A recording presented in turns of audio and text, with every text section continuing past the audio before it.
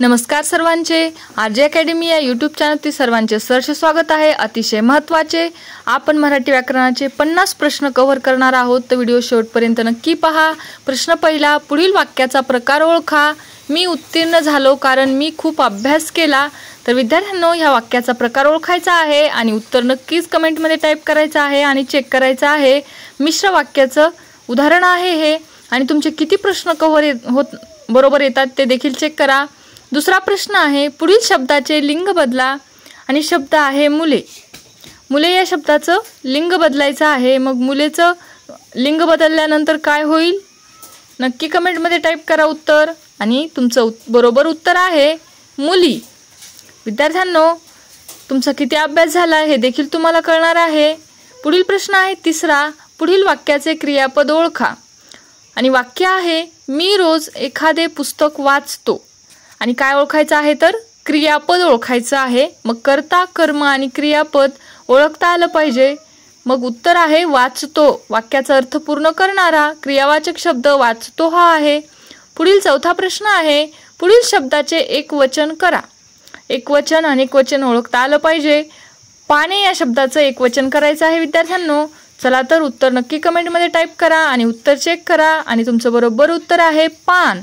हे पाने या शब्दाचे एकवचन आहे। प्रश्न बरोबर वाचत चला। पाचवा प्रश्न आहे, पुढील शब्दाचे योग्य अनेकवचनी रूप सांगा।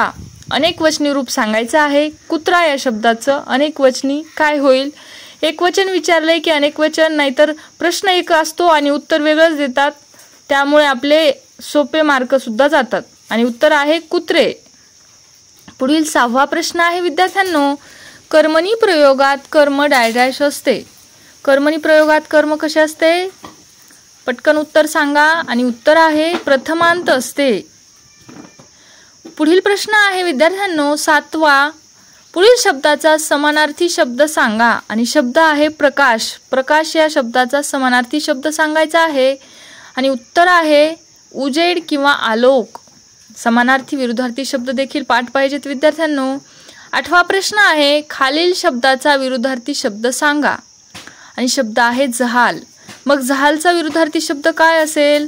आणि उत्तर आहे मवाळ। पुढील प्रश्न पाहूया विद्यार्थ्यांनो।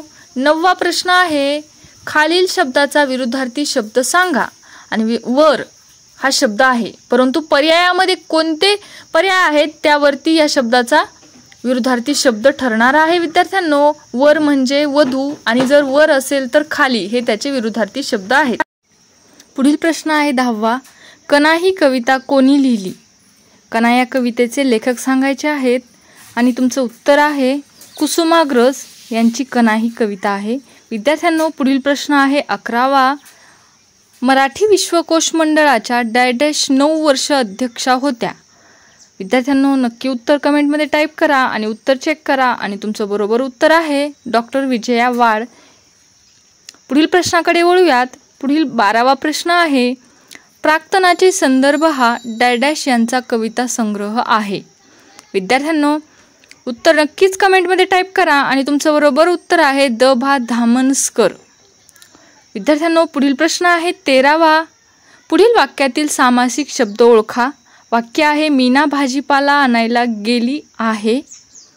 या वाक्यातील सामासिक शब्द ओळखायचा आहे, आणि तुमचं बरोबर उत्तर आहे भाजीपाला हा सामासिक शब्द आहे। विद्यार्थ्यांनो, पुढील प्रश्नाकडे वळूया। पुढील आहे 14वा प्रश्न, पुढील वाक्यातील काळ ओळखायचा आहे, आणि वाक्य आहे मी पुस्तक वाचले होते। हे कोणत्या काळातील वाक्य आहे? नक्की उत्तर टाईप करा, आणि बरोबर उत्तर आहे पूर्ण भूतकाळी वाक्य आहे हे, वाचले होते। पुढील 15वा प्रश्न पाहूयात। क्रियापदाला काय असा प्रश्न विचारल्यावर येणारे उत्तर म्हणजे डॅश असते। क्रियापदाला जर काय असा प्रश्न विचारला तर वाक्यातील काय ओळखता येतो?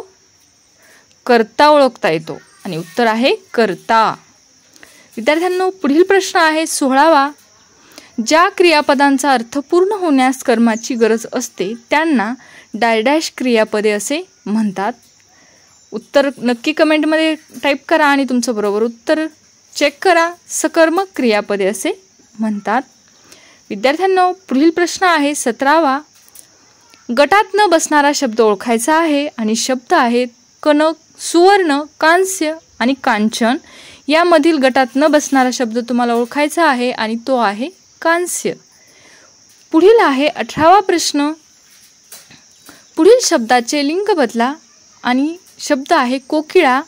कोकिळा या शब्दाचे लिंग बदलल्यानंतर काय शब्द तयार होईल?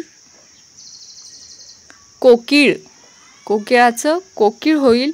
विद्यार्थ्यांनो, पुढील 19वा प्रश्न आहे. किस्से शास्त्रज्ञांचे या पुस्तकाचे लेखक डॅश आहेत. उत्तर नक्की टाईप करा आणि चेक करा आणि तुमचं बरोबर उत्तर आहे डॉक्टर सुनील विभूते. पुढील आहे 20वा प्रश्न. अज्ञात झऱ्यावर हा डॅश यांचा कथासंग्रह आहे. विद्यार्थ्यांनो, लेखक, साहित्यकार हे तुम्हाला पाठ पाहिजेत आणि उत्तर आहे अरुणा ढेरे. पुढील आहे 21वा प्रश्न. समीर शाळेत जात होता.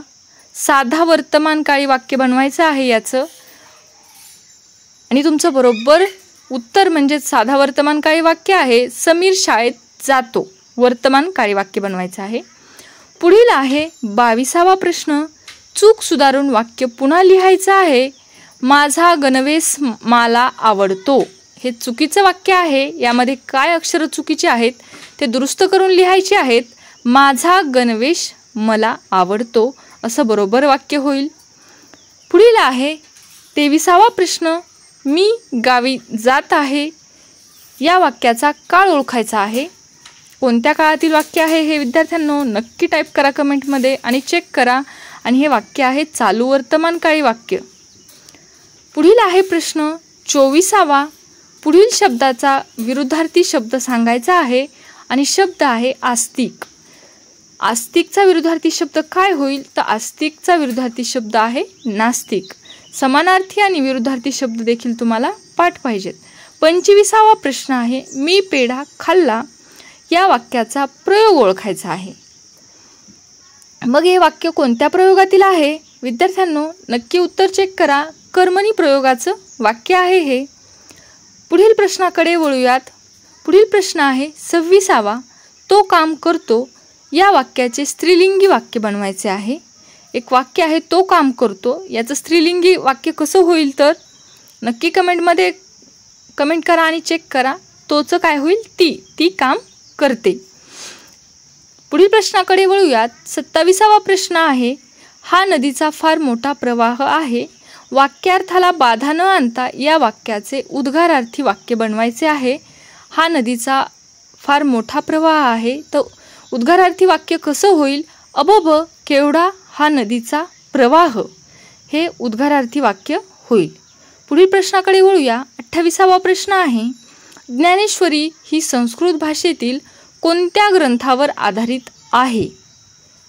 याचं उत्तर सर्वांना देता आलं पाहिजे आणि याचं बरोबर उत्तर आहे भगवद्गीता.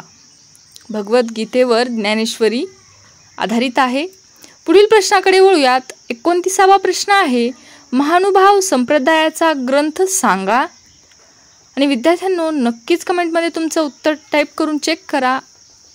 लीळा चरित्र हे बरोबर उत्तर आहे. आपण एकूण 50 प्रश्न कव्हर करणार आहोत. व्हिडिओ शेवटपर्यंत नक्की पहा. 30वा प्रश्न आहे. सरोज दिल्लीत राहते. या वाक्याचा प्रयोग सांगा. प्रयोग सांगायचा आहे. प्रश्न अगोदर नीट वाचून घेत चला म्हणजे उत्तर चुकणार नाही. आणि हे कर्तरी प्रयोगाचं वाक्य आहे. पुढील प्रश्नाकडे वळूया. 31वा प्रश्न आहे. क्रियापदातील प्रत्ययरहित मूळ शब्दाला काय म्हणतात? क्रियापदातील प्रत्ययरहित मूळ शब्दाला काय म्हणतात विद्यार्थ्यांनो? आणि तुमचं बरोबर उत्तर आहे धातू असे म्हणतात. पुढील प्रश्नाकडे वळूयात. पुढील प्रश्न आहे 32वा. हसता हसता माधवी खुर्चीवर आपटली. या वाक्यातील कर्ता कोण आहे? टायपिंग मिस्टेक झालेली आहे. कर्ता कोण आहे? तर विद्यार्थ्यांनो, कर्ता कर्म क्रियापद ओळखायला शिका म्हणजे तुमचे सोपे मार्क जाणार नाहीत. उत्तर आहे माधवी. माधवी ही काय आहे? कर्ता आहे. पुढील प्रश्नाकडे वळूया. 33वा प्रश्न आहे. चिरकालचा विरुद्धार्थी शब्द सांगा. चिरकालचा विरुद्धार्थी शब्द काय असेल? नक्की चिरकाल अल्पकाळ म्हणजे थोड्या काळासाठी. पुढील प्रश्नाकडे वळूयात. 34वा प्रश्न आहे, ऋणमुक्त या समासाचा अचूक विग्रह सांगा. ऋणमुक्तचा विग्रह करायचा आहे तुम्हाला ऋणमुक्त या सामासिक शब्दाचा, आणि तो आहे ऋणातून मुक्त म्हणजेच ऋणमुक्त. पुढील प्रश्न आहे 35वा, आई मुलीला भरतकाम शिकवते या वाक्यातील क्रियापदाचा प्रकार सांगायचा आहे. क्रियापदाचा प्रकार देखील ओळखता आला पाहिजे, आणि उत्तर आहे द्विकर्म क्रियापद. शिकवते म्हणजे द्विकर्म क्रियापद आहे. 36वा प्रश्न आहे, वारकरी संप्रदायातील कोणत्या संतांचे वास्तव्य पैठण येथे होते. आणि विद्यार्थ्यांनो, नक्की तुमचं उत्तर चेक करा, आणि बरोबर उत्तर आहे संत एकनाथ. पुढील प्रश्नाकडे वळूयात. पुढील प्रश्न आहे 37वा, त्याचा हा निबंध वाईट आहे वाक्यार्थाला बाधा न आणता या वाक्याचे नकारार्थी वाक्य रूपांतर करा. वाक्य रूपांतर करायला देखील आलं पाहिजे. हा देखील प्रश्न परीक्षेत नक्की येतो. त्याचा हा निबंध चांगला नाही, नकारार्थी वाक्य. पुढील प्रश्न आहे 38वा, मीनाने सरबत संपवले आहे हे कोणत्या काळातील वाक्य आहे. उत्तर नक्की टाईप करा, आणि बरोबर उत्तर आहे पूर्ण वर्तमानकाळी वाक्य आहे हे. संपवले आहे पूर्ण झालेली आहे क्रिया.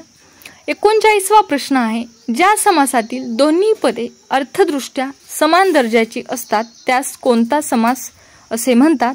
आणि तुमचं बरोबर उत्तर आहे द्वंद्व समास. यामध्ये दोन्ही पदे अर्थदृष्ट्या समान दर्जाची असतात. पुढील प्रश्न आहे 40वा, सैनिकांनी लढाई जिंकली असेल या वाक्याचा काळ ओळखा. विद्यार्थ्यांनो, 50 प्रश्न आहेत. नक्की व्हिडिओ शेवटपर्यंत पहा, आणि या प्रश्नाचं उत्तर आहे पूर्ण भविष्यकाळी वाक्य आहे हे. पुढील प्रश्न आहे 41वा, चक्रपाणी या सामासिक शब्दाचा समास ओळखा. आणि तुमचं बरोबर उत्तर आहे विद्यार्थ्यांनो बहुव्रीही समास. चक्रपाणी हे सामासिक शब्द आहे. पुढील प्रश्न आहे 42वा, हरीने आज नवे पुस्तक आणले या वाक्यातील कर्म ओळखायचं आहे. कर्ता कर्म क्रियापद. हे सोपं आहे, परंतु मार्क आणणारं सुद्धा आहे. उत्तर आहे पुस्तक. काय आहे? कर्म आहे पुस्तक. पुढील प्रश्न आहे 43वा, अरिष्ट या शब्दाचा योग्य अर्थ सांगायचा आहे. अरिष्ट म्हणजे काय? आणि तुमचं बरोबर उत्तर आहे अरिष्ट म्हणजेच संकट. पुढील प्रश्नाकडे वळूयात. पुढील प्रश्न आहे 44वा, प्राणी संग्रहालयामध्ये लाल डोळ्यांचा धिप्पाड वाघ बघितला या वाक्यातील विशेषण सांगायचं आहे. नामाबद्दल विशेष माहिती सांगणारं विशेषण. मग लाल आणि धिप्पाड हे वाघाबद्दल विशेष माहिती सांगणारे विशेषणे आहेत.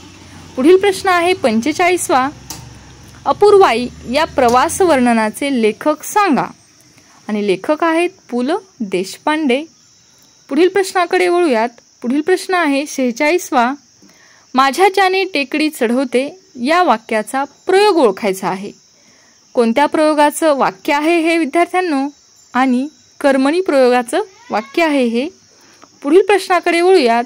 पुढील प्रश्न आहे 47वा, चंद्रकांत शाळेत जात असतो या वाक्याचा काळ सांगायचा आहे. आणि हे कोणत्या काळातील वाक्य आहे विद्यार्थ्यांनो?